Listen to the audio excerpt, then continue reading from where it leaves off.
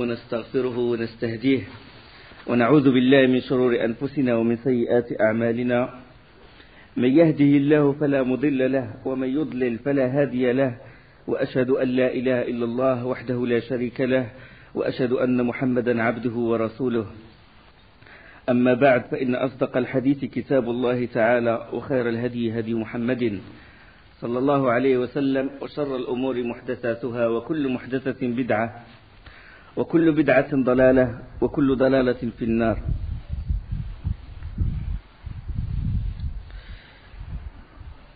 On est arrivé à l'intervention de Nu'aym ibn Mas'ud radiyallahu anhu, quand le prophète sallallahu alayhi wa sallam il invoqua Allah subhanahu wa ta'ala pour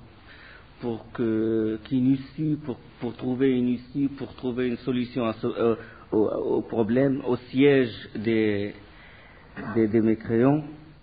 Et Allah subhanahu wa ta'ala il exauça le vœu du prophète sallallahu alayhi wa sallam par l'intervention de Nu'aym ibn Mas'ud. Nu'aym ibn Mas'ud, à ce moment-là, s'est converti en islam.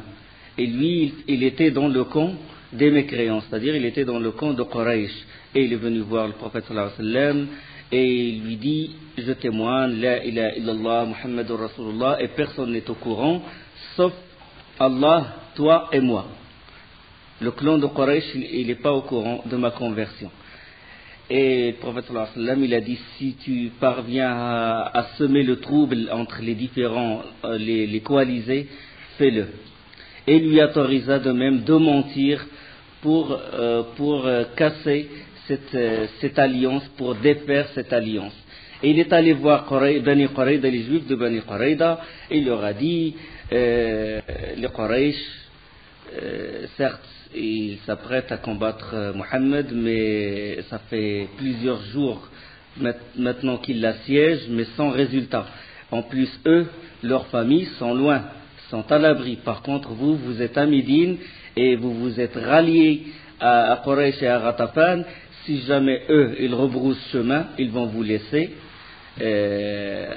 à Médine et vous n'avez aucune résistance contre Mohammed et ses compagnons. D'accord? Il leur a dit ça, il les a mis dans le doute. Et ils lui ont dit: qu'est-ce qu'on va faire? Qu'est-ce qu'on peut faire?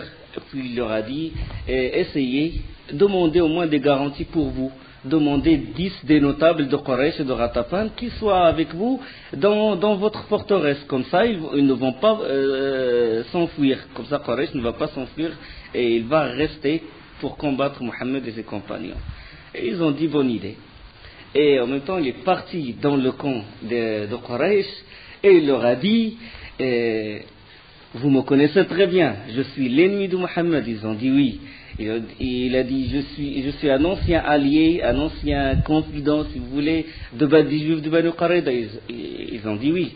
Il a dit: écoutez-moi, mais gardez le secret. C'est que Bani Qurayda, ils ont regretté d'avoir rompu le pacte avec Mohammed. Et qu'est-ce qu'ils ont fait?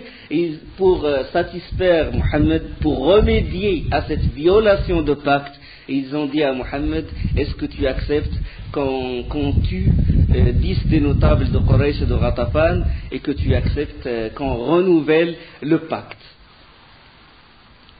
Là, ils ont dit: ce que tu dis est grave, si ça s'avère vrai, alors c'est grave.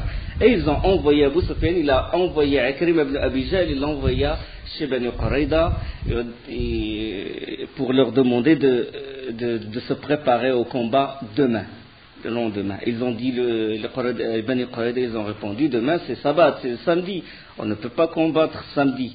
Vous êtes au courant de ce qu'Allah a fait des Juifs quand ils ont transgressé le sabbat. Ils ont dit: donc le lendemain on va combattre. Ils ont dit: d'accord, on va combattre, mais à condition que vous nous donniez 10 de vos notables. Vous nous donniez 10 des otages. Comme ça, ils vont combattre avec nous. Comme ça, on est en sécurité, que vous n'allez pas nous laisser face à face avec Mohammed et ses compagnons. Et nous ne pouvons pas résister contre lui. Alors là, quand il a dit, les chefs, Ka'b ibn Asad, le chef de Bani Qurayda, quand il a dit ceci, Ikrim ibn Abi Jahl, Abu Sufyan, ils ont dit: ah, Nu'aym, il a raison.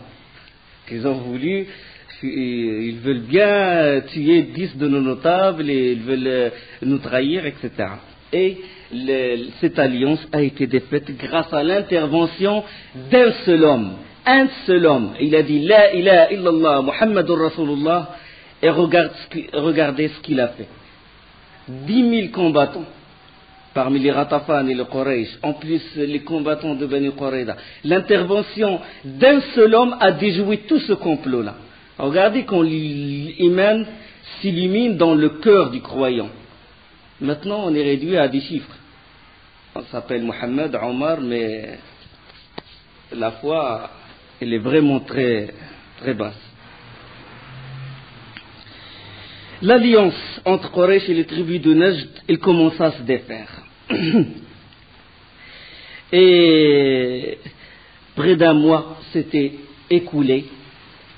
Les chevaux, les chameaux des coalisés commençaient à se dépérir, à mourir chaque jour parce que bon, ils n'ont plus de ravitaillement, ils ne sont pas dans leur demeure, etc. Et ils n'ont pas pu résister parce que 25 jours plus un mois de siège sans aucun résultat. Et alors là, les espoirs de Quraysh, les espoirs que les Quraysh avaient nourris en pensant à Médine, c'était évanoui. Et alors, en plus, ce qui les a fait désespérer davantage, c'est qu'il y avait un vent glacial, un ouragan, qui a arraché leurs tentes, les feux qu'ils allumaient, ils s'éteignaient vite, leurs hommes commençaient à se fatiguer, les chevaux ne tiennent plus le coup. Et à la nuit venue, une tempête exceptionnelle, il a fait rage dans la plaine, et le vent il soufflait en ouragan, comme j'ai dit.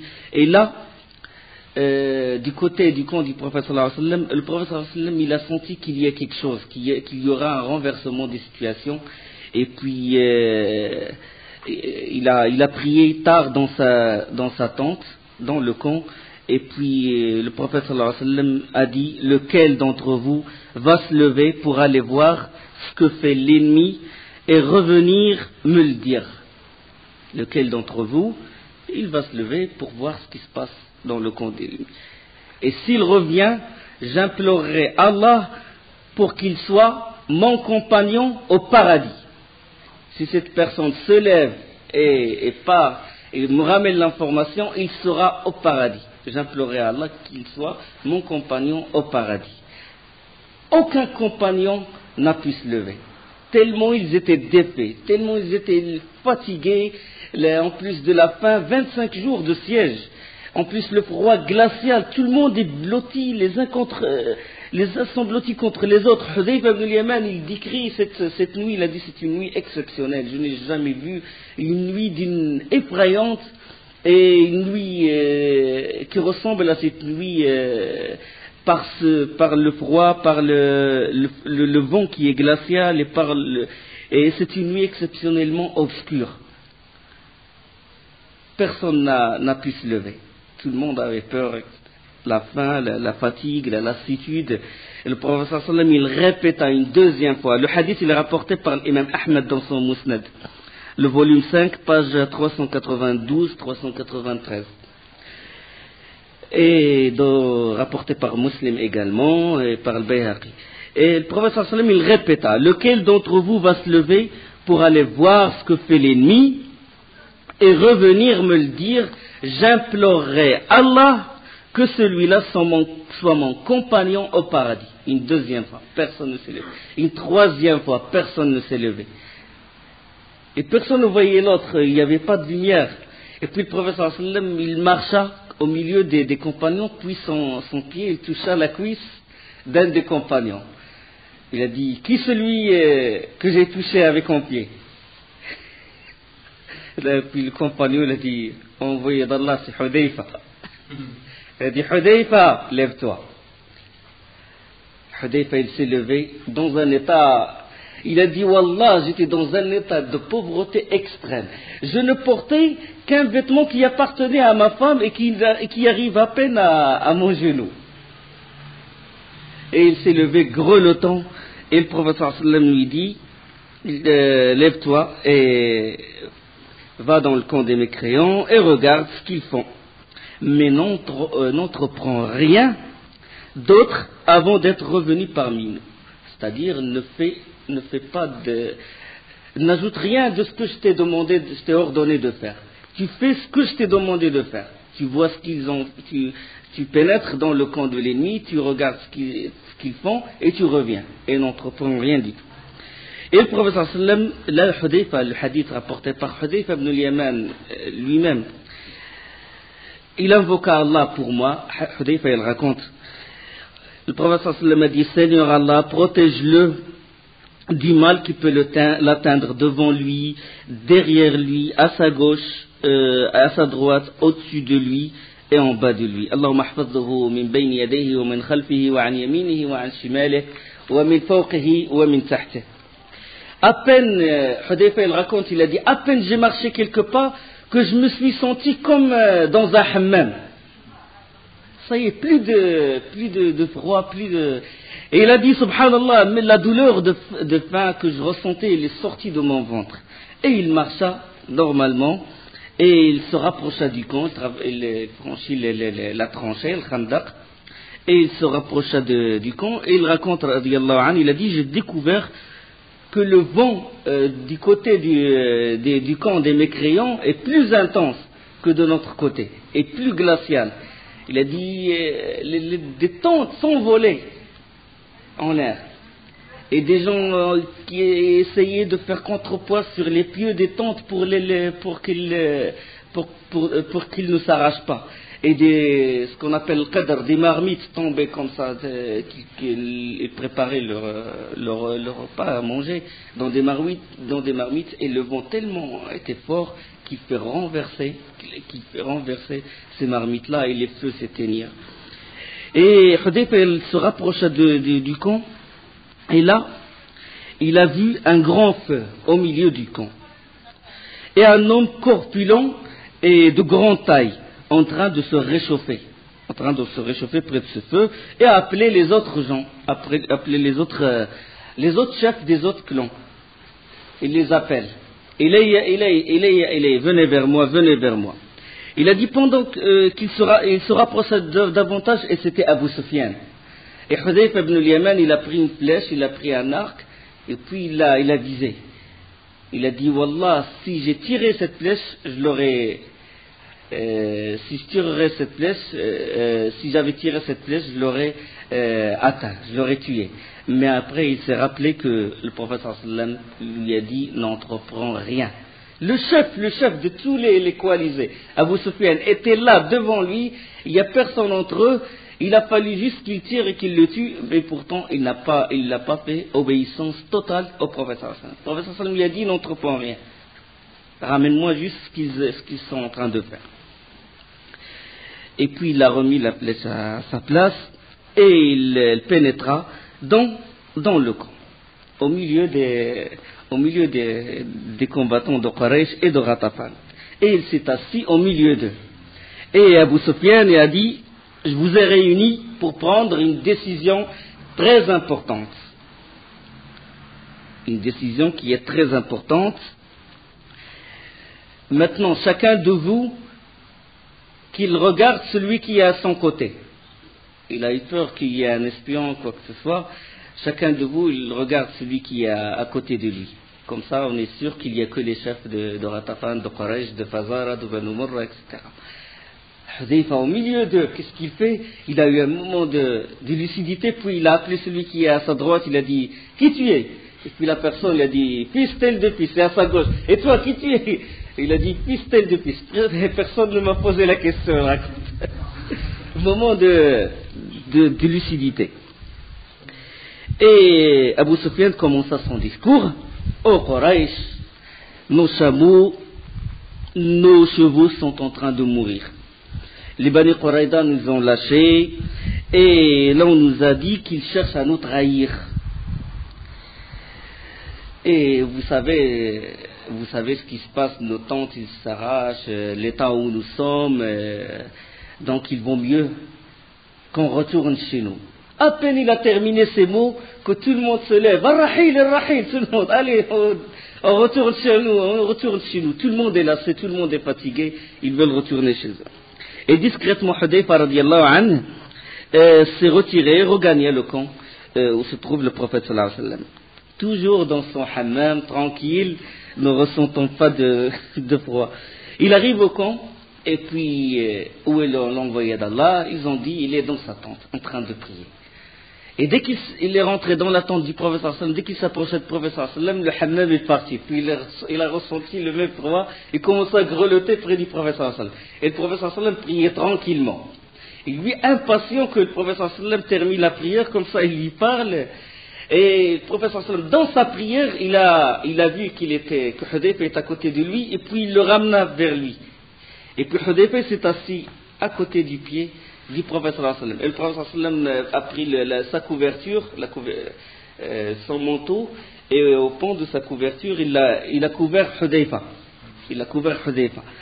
Et il a terminé sa prière, il a fait recours à ce jour, Hudayfa toujours collé à ses pieds et couvert par un pan de la couverture du prophète sallallahu alayhi wa sallam. Dès qu'il a fait taslim, les salutations, Hudayfa lui fit le récit de ce qu'il a vu, etc.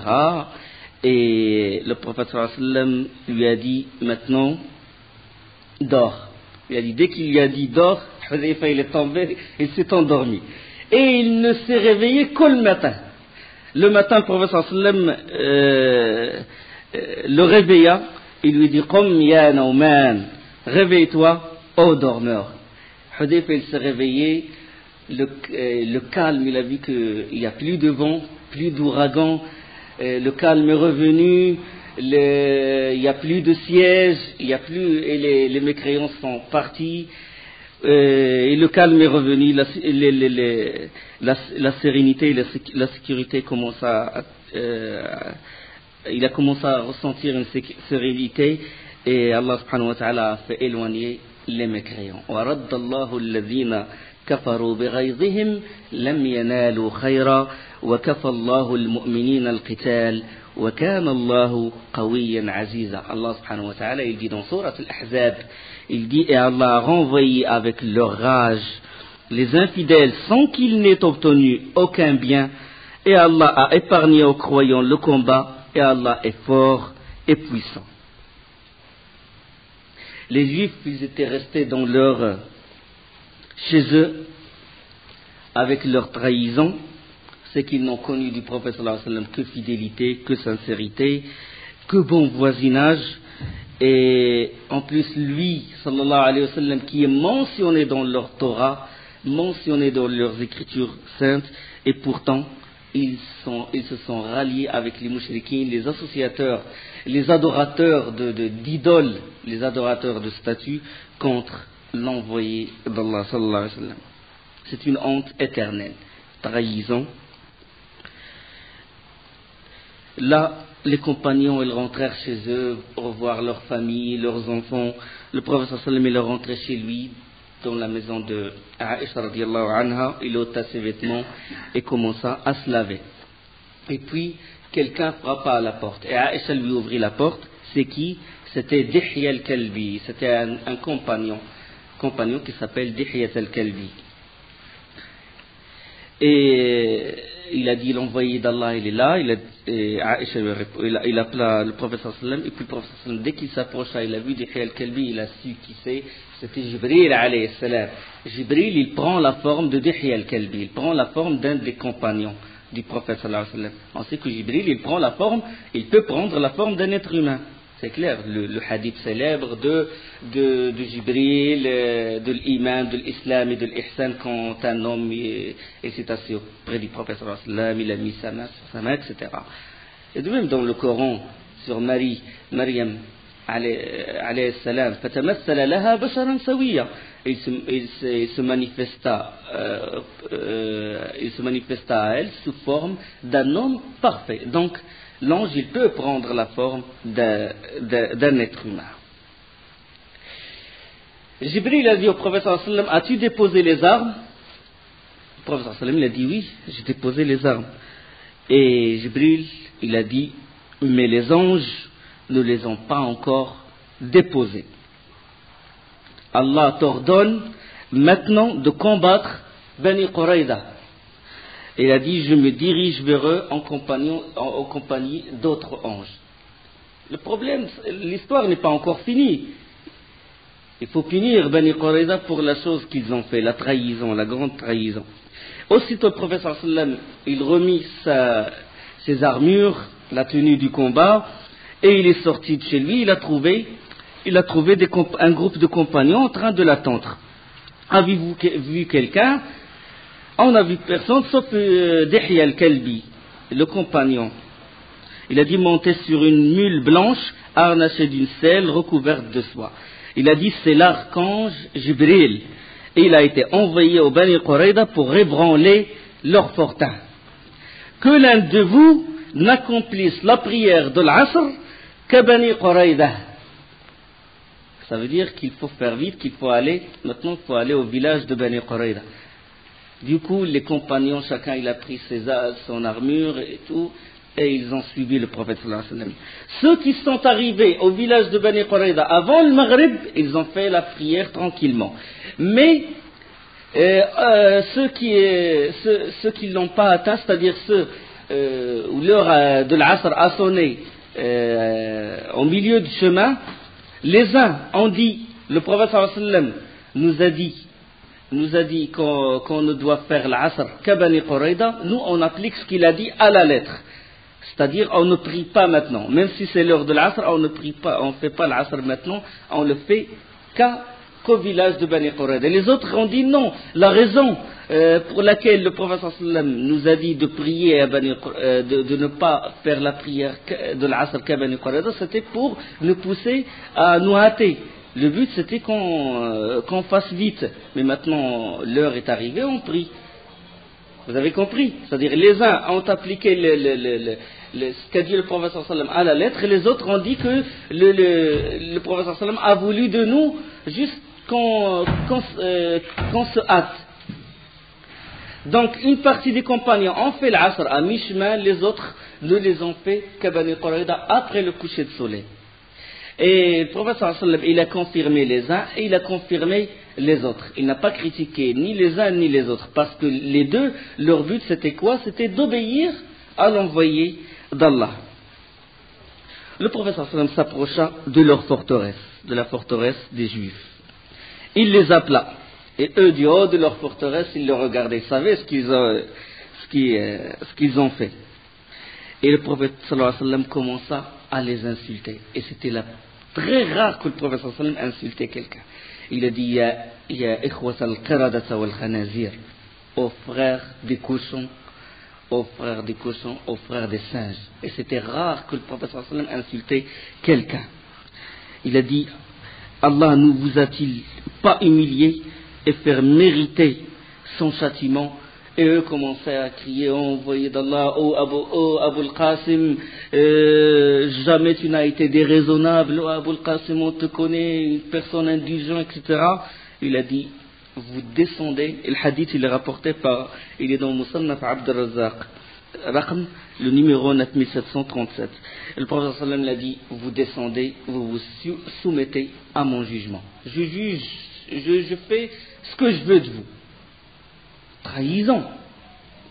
Vous descendez de votre forteresse. Ah, ils ont dit non, non. Ils commencent à se consulter entre eux. Il a dit si on descend, ils vont nous tuer. Et puis ils commencent à faire des pourparlers avec le prophète sallallahu alayhi wa sallam. Ils ont dit on va faire comme Bani Nadir. On va partir. Laissez-nous partir. On prend nos biens, notre argent, etc. Et on rentre on quitte le village. Il a dit non. Puis ils ont dit oh Mohammed, laisse, on va céder nos biens, on va céder nos chameaux, etc., nos champs, et on va partir sans rien. Il a dit non. Vous vous soumettez à mon jugement. Je juge sur vous ce que je veux. Vous vous soumettez à ma sentence. Et les Bani Quraïda, quand ils furent assiégés durant à peu près 25 jours, selon certaines versions, Et ils demandèrent au prophète sallallahu alayhi wa sallam de les laisser consulter un de leurs alliés. On sait que la tribu de l'Aws qui vivait à Médine est l'allié de Bani Qurayda, tout comme le Khazraj était l'allié de Bani Qaynuqa. Et le prophète sallallahu alayhi wa sallam ordonna à Abu Lubaba, il ordonna à Abu Lubaba de se rendre chez eux. Dès son arrivée, Abu Lubaba est entré dans leur forteresse. Dès son arrivée, il fut frappé par le spectacle de femmes et d'enfants en pleurs, en train de pleurer, les femmes pleuraient, les enfants pleuraient, et puis les hommes, ils se levèrent vite de l'accueillir, et il était attendri par ce spectacle. Ils ont dit, Abu Lubaba, devons-nous nous rendre ou nous en remettre à la sentence de Mohammed, ou à la décision de Mohammed? Il a dit oui. Il a dit oui, mais en même temps, il a mis le doigt sur son cou. Il a dit comme ça. Ça veut dire que s'ils se livrent, ils vont être massacrés. Et Abu Lubaba, à peine il a fait ça, qu'il s'est senti, il a dit, ça y est, j'ai trahi Allah et son prophète. Il a dit, je me suis pas senti. Il a dit, ça m'est échappé. Il a dit, comment dès qu'il a dit ça, il a mis le doigt sur son cou. Et il a regretté ce fait. Et il est parti directement. Il n'est même pas allé voir le prophète sallallahu alayhi wa sallam. Il est allé directement à la mosquée de Médine et il est rentré il a appelé sa femme. Il a dit, attache-moi entre la colonne, il s'est mis à côté d'une colonne de la mosquée, il a dit, attache-moi près de cette colonne. J'ai trahi Allah et son prophète, Et l'envoyé d'Allah, il l'attendait quand il a su qu'il n'est pas revenu, et quand on lui ramena l'information que Abu Lubaba, il a dit ça. Le prophète sallallahu alayhi wa sallam, il a dit, s'il était venu à moi, j'aurais demandé pardon pour lui, je l'aurais pardonné. Mais puisqu'il a agi de cette façon, je ne suis pas celui qui le relâchera de sa place, jusqu'à ce qu'Allah lui pardonne, jusqu'à ce qu'Allah lui fasse rémission. Il a dit, s'il était venu vers moi directement, je lui aurais pardonné. Et Abu Lubaba est resté attaché à cette colonne de la mosquée. Il a dit jamais je ne trahirai Allah et son envoyé, et jamais je piétinerai une terre, un endroit où j'ai trahi Allah et son messager. C'est pour ça qu'il a quitté directement le village de Bani Qurayda, il est allé directement à Médine. Il a dit, une terre où j'ai trahi Allah et son envoyé, je la piétinerai jamais. Et il resta attaché à la colonne de Médine. Il est resté attaché plusieurs jours. Sa femme, il le délie de ses liens quand l'appel de la prière il fut annoncé, c'est-à-dire quand l'adhan il fait l'annonce de la prière, sa femme le délie, il fait la prière avec les compagnons et après il le rattache de nouveau. Et quand il veut faire ses besoins, et il est resté dans cette colonne plusieurs jours, jusqu'à ce qu'un jour le prophète sallallahu alayhi wa sallam commença à sourire. Un matin, il commence à sourire. Puis Umm Salama radiallahu anha, la femme du prophète sallallahu alayhi wa sallam, lui a dit qu'Allah te réjouisse, pourquoi tu souris? Et le prophète sallallahu alayhi wa sallam, il a dit, Allah a pardonné à Abu Lubaba. C'est-à-dire qu'Allah, le prophète sallallahu alayhi wa sallam, il a reçu la révélation qu'Allah, il a pardonné à Abu Lubaba. Et Umm Salama, il a dit, puis-je lui annoncer la bonne nouvelle? Il a dit oui. Et il est allé voir Abu Lubaba, il lui a dit qu'Allah t'a pardonné, Allah il a accepté ton repentir. Et dès qu'il a dit ça, les compagnons ils se précipitèrent vers Abu Lubaba pour le délier de ses attaches, de ses liens. Et lui il a crié, il a dit non, il a dit personne ne me détache, sauf l'envoyé d'Allah. Il a dit je reste, personne, éloignez-vous. Et le prophète sallallahu alayhi wa sallam, il a fait la prière de l'Fajr, et après il est allé le délier par ses nobles mains de ses liens. Et Allah subhanahu wa ta'ala, Ibn Hisham, il rapporte qu'Allah il révélait à son propos dans Surah At-Tawbah وآخرون اعترفوا بذنوبهم خلطوا عملا صالحا وآخر سيئا عسى الله أن يتوب عليهم. D'autres, Allah subhanahu wa ta'ala il révèle à son propos, d'autres ont reconnu leurs péchés, ils ont mêlé de bonnes actions à d'autres mauvaises, il se peut qu'Allah accueille leur repentir, car Allah est pardonneur et miséricordieux. Quand le siège épuisa Bani Qurayda, là ils furent convaincus que le prophète sallallahu alayhi wa sallam ne va pas les relâcher. L'un de leurs notables, Ka'b ibn Asad, les rassembla et leur dit: vous voyez la situation dans laquelle vous vous trouvez? Je vous propose 3 suggestions. Maintenant, vous n'avez que 3 choix. Ils ont dit lesquels? Il a dit: nous entrons dans la religion de cet homme. La première solution, c'est que nous entrons dans la religion de cet homme et le suivant. Il a dit: par Allah, il est apparu clair pour vous, qu'il est un prophète envoyé. C'est celui que vous trouvez dans votre livre. Il est clair maintenant. Il se trouve, même sa sira, il se trouve dans la Torah. Donc beaucoup de signes, vous avez beaucoup de signes de cet homme, qu'il est l'envoyé d'Allah. Donc on le suit, on l'obéit. Ça c'est la première solution. Il a dit ainsi, vous serez en sécurité, vous et vos enfants et vos biens. Si vous rentrez en islam, il ne vous touchera pas. Ils ont dit jamais, jamais, jamais, jamais nous renoncerons à la loi de la Torah. Il a dit donc je vous propose une deuxième solution. Il a dit: qu'on va faire maintenant, on va tuer nos femmes et nos enfants. On tue nos femmes et nos enfants et on sort avec les épées, on le combat. Comme ça, s'ils nous tuent, on est tranquille, on n'a pas à s'inquiéter sur nos femmes et sur nos enfants. Et si nous, on les combat et qu'on le tue, si nous, on a pris le dessus, on va retrouver d'autres femmes et on va se marier avec d'autres femmes. Ils ont dit: oh, qu'est-ce qu'ils ont fait ces femmes-là? Qu'est-ce qu'ils ont fait ces pauvres enfants? Et la vie n'aura pas de goût si on les tue. Est-ce qu'il y a une autre solution? Il a dit: d'accord. Demain, c'est le sabbat. Demain, c'est le samedi. Et les gens, les Mohammed et ses compagnons, ils savent que nous, on n'a pas le droit de combattre le samedi. Donc, ils se relâchent. C'est un jour de repos pour eux. C'est un jour de repos pour Mohammed et ses compagnons. Donc nous, qu'est-ce qu'on va faire? Nous, on va transgresser ce samedi et on va les attaquer. Comme ça, on va les surprendre. Et ils ont dit: non, samedi, jamais nos ancêtres n'ont transgressé le samedi, sauf ceux que tu connais le sort. Allah les a transformés en singes, etc. Puis Ka'b ibn Asad, quand il les a vus comme ça, ils n'ont pas voulu prendre une décision.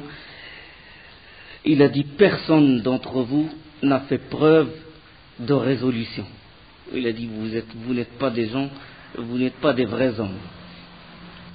Et là, une nuit, pendant que Muhammad ibn Maslama, l'un des gardiens du prophète sallallahu alayhi wa sallam, parce que la nuit, le prophète sallallahu alayhi wa sallam, il met des gardes, que personne ne s'enfuit de la forteresse.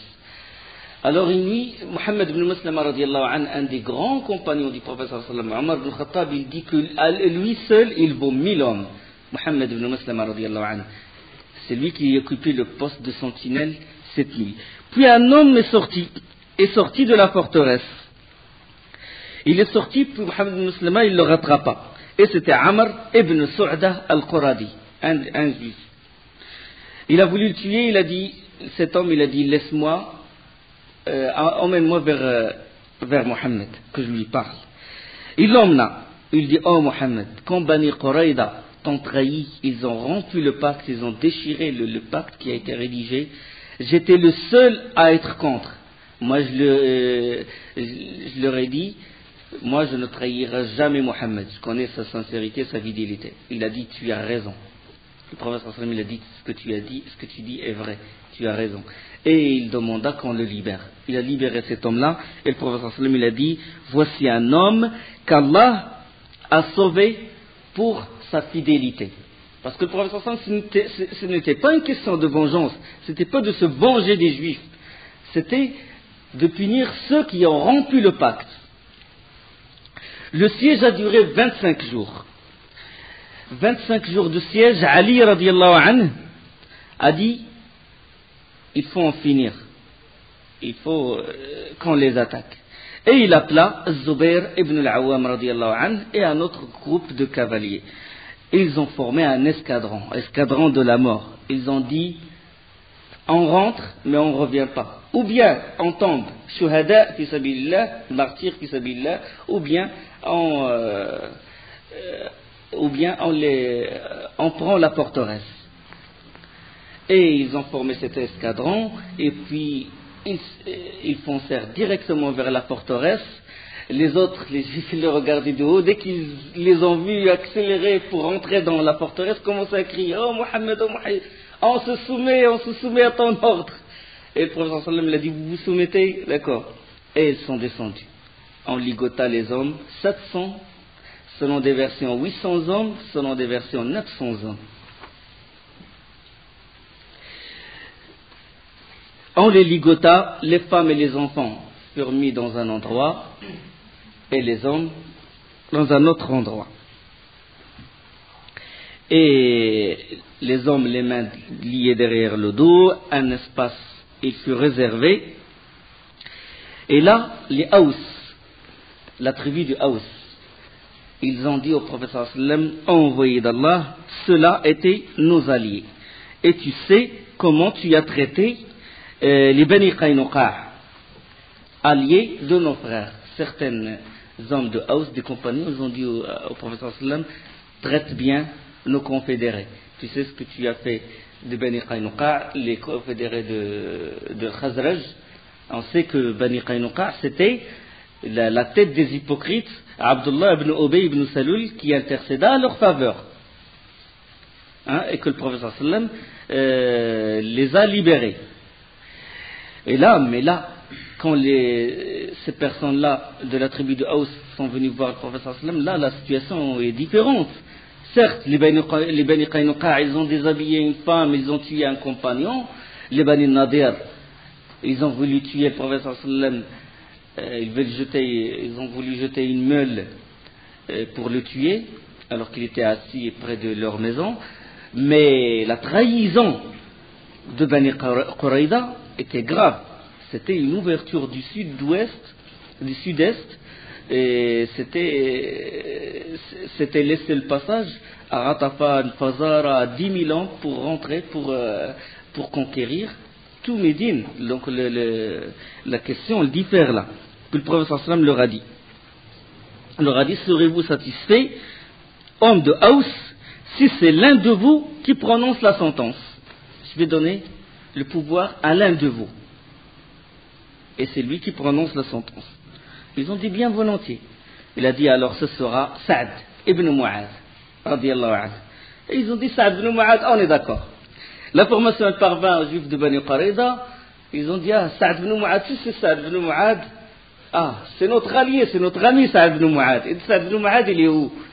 Saad ibn Mu'adh, il est dans la mosquée du prophète sallallahu alayhi wa sallam, dans une mosquée, dans la tente de Rufayda, assisté par Rufayda radiyallahu anha, parce qu'il a été touché à l'épaule. On sait qu'il a été touché par une flèche à l'épaule. Et c'est pour ça qu'ils disent que Rufayda c'était la première infirmière de l'islam, parce que elle a dressé une tente à l'intérieur de la mosquée pour accueillir tous les blessés, pour assister tous les blessés. Et Saad ibn Mu'adh était en train d'invoquer Allah, dans cette tente, en train d'invoquer Allah subhanahu wa ta'ala. Il dit, Seigneur Allah, s'il y a encore une bataille contre Quraysh, laisse-moi en vie.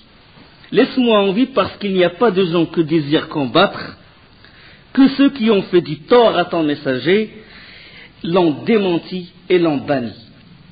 Mais s'il n'y a pas de confrontation avec Quraysh, alors prends mon âme comme martyr, fi sabilik, dans ta voie. Mais ne prends mon âme que si tu me montres quelque chose qui rafraîchit mes yeux, punir Bani Qurayda. Punir Bani Qurayda. Et Allah exauça son dua. Une partie de ce hadith il se trouve dans Sahih al-Bukhari. Allah exauça son invocation et le prophète sallam demanda qu'on ramène Sa'd ibn Mu'ad radiyallahu anhu. Il était tellement blessé qu'il ne peut pas monter, qu'il ne peut pas marcher et qu'il ne peut pas monter sur un cheval ou sur un chameau. Donc ils l'ont mis dans une paillasse, c'est bon, une paillasse, et ils l'ont mis sur un âne et ils l'ont ramené au camp de l'envoyé d'Allah. Et ils l'ont ramené au camp où se trouve le prophète sallallahu alayhi wa sallam.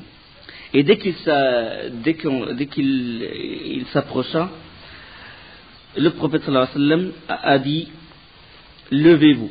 Il a dit levez-vous pour accueillir votre chef. Qumu li sayyidikum. Et en chemin déjà, c'est les notables de Aous, ils multipliaient leurs demandes. Ils ont dit Abu Amr, traite bien tes confédérés. Car si l'envoyé d'Allah t'a désigné pour prononcer un jugement, c'est uniquement pour que tu te montres indulgent à leur égard. Chacun il dit traite bien tes confédérés, traite bien tes confédérés. Et Sa'd ibn Mu'ad ne cesse de dire le moment est venu pour Sa'd, le moment est venu pour Sa'd pour ne se préoccuper du blâme d'aucun blâmeur. لقد آن لسعد ألا تأخذه في الله لومة لائم.